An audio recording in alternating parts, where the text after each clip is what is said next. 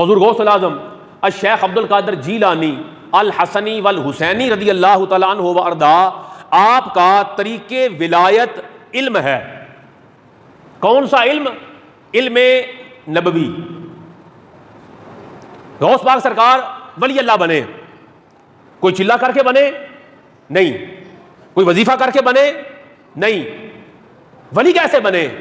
حضور غوث پاک سرکار خود اپنی ولایت کا طریق ارشاد فرماتے ہیں، اپنی ولایت کا رستہ سرکار غوث الاعظم خود بتاتے ہیں، لوگوں کو سمجھاتے ہیں، اور قیامت تک کے لوگوں کو یہ پیغام سناتے ہیں کہ میں ولیوں کا امام کیسے بنا۔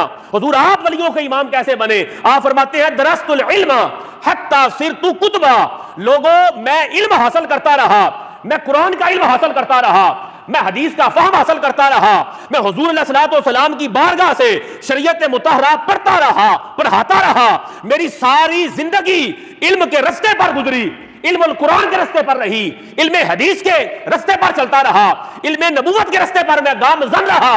اللہ رب العزت نے مجھے اس علم نبوت کی، علم نافع کی برکت سے ولیوں کا امام بنا دیا۔ غوث پاک سرکار کا جو طریق ہے وہ طریق ولایت میں علم ہے۔